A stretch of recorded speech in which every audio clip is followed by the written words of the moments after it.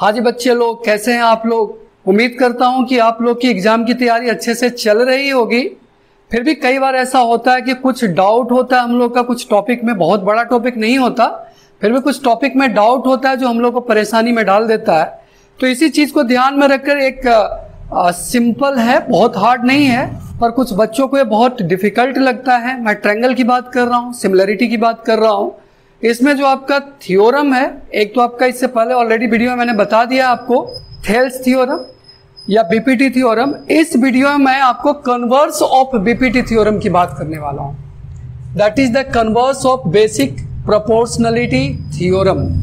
अगर आप ये वीडियो देख रहे हैं, इसका मतलब ये कंफर्म है कि आप थेल्स थ्योरम पढ़ चुके होंगे। बेसिक प्रोपोर्शनलिटी थ्योरम आपको पता होगा। उसमें हम लोग क्या करते थे, इस साइड और इस साइड, इस साइड और इस साइड के रेशियो को हम लोग क्या करते थे, प्रूफ करते थे। किसमें? बीपीटी थ्योरम में, है ना। और यहां पर क्या दिया हुआ था बीपीटी थ्योरम में कि ये लाइन और ये लाइन दोनों पैरेलल था। पर कन्वर्स में क्या होता है ना कि हम इसका उल्टा करते हैं। उल्टा में क्या करते हैं, तो आपको जो है ये और ये इन दोनों का रेशियो आपको दिया रहेगा।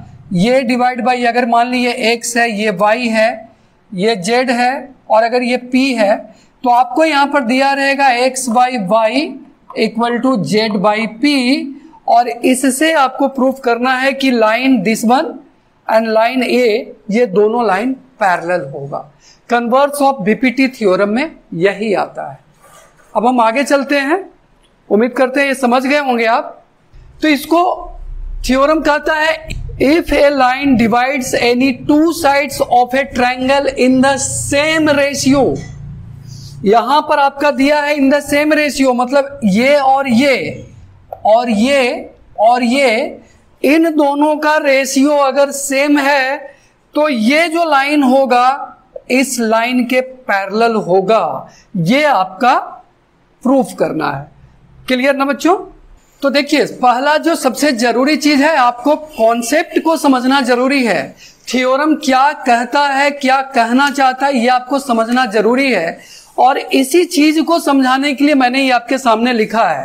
कहता है इन ए ट्रायंगल ए बी सी, ये दिया हुआ है कि A P by P B equal to A Q by Q C according to Thales theorem.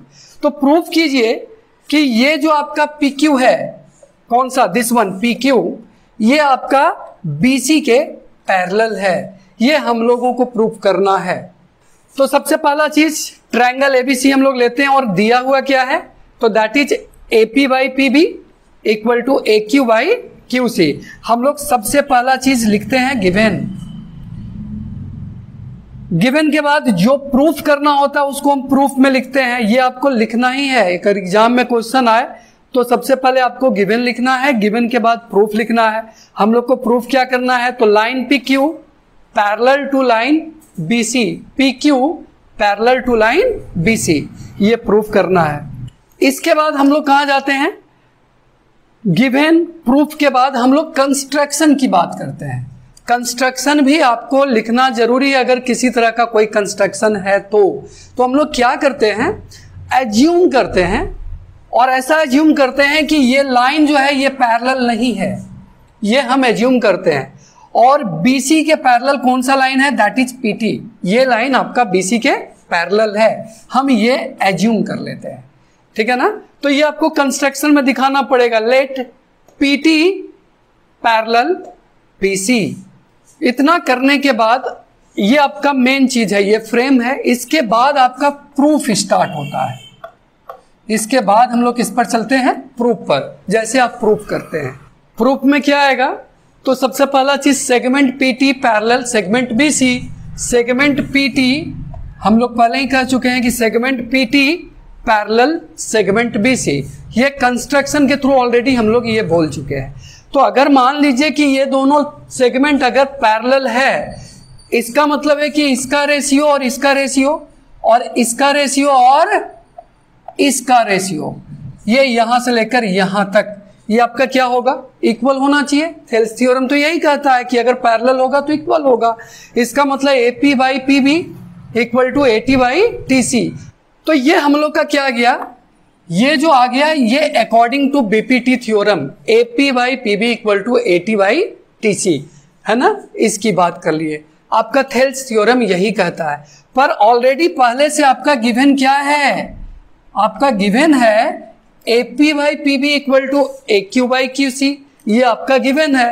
यहां पर भी AP और यहां पर भी AP बाई पीबी, इसका मतलब ये है कि ये दोनों इक्वल होना चाहिए। तो इन दोनों इक्वेशन को अगर हम लोग लेते हैं, इक्वेशन फर्स्ट और इक्वेशन सेकेंड को, तो हम लोग को क्या मिलता है, AT by TC equal to AQ by QC। अब हम दोनों तरफ +1 करते हैं, इधर भी और RHS में भी। अब हम लोग क्या करते हैं, यहां पर देखते हैं, ये एलसीएम लेने के बाद हमारा ये आ जाता है AT plus TC divide by TC equal to AQ plus QC divide by QC। अब यहां पर आप देखिए AT प्लस TC, तो AT प्लस TC ये आपका क्या बन जाएगा, AC बन जाएगा। तो यहां पर हम लोग AC लिख सकते हैं ना, और divide by TC equal to same AQ plus QC। अब यहां पर आ गया, यहां पर आपका आ गया AQ प्लस QC। अगर AQ प्लस QC लेते हैं तो इसका भी वैल्यू कितना आएगा, एग्जैक्टली आपका AC आएगा और डिवाइड बाई QC। अब यहां पर देखिए ये दोनों आपका क्या आ रहा है, इक्वल आ रहा है। इसका मतलब है कि AC और AC दोनों में है, तो हम इसको काट सकते हैं AC और लास्ट में मेरा क्या आ जाएगा, लास्ट में मेरा आ जाएगा TC इक्वल टू QC। ये हमारा लास्ट में वैल्यू आता है। अब यहां पर आपको देखना है TC इक्वल टू QC, ये पॉसिबल है क्या, नहीं ना। इसका मतलब है कि point T and point Q are coincide. अगर ये चीज होता है इसका मतलब कि T और Q एक जगह बिल्कुल होना चाहिए, जबकि ऐसा है क्या, T अलग है और Q अलग है। सो दैट हम लोग क्या कह सकते हैं कि T and point Q are not different. इसका मतलब कि T और Q दोनों पॉइंट एग्जैक्टली क्या है, सेम पॉइंट है। इसका मतलब कि segment PQ parallel segment BC।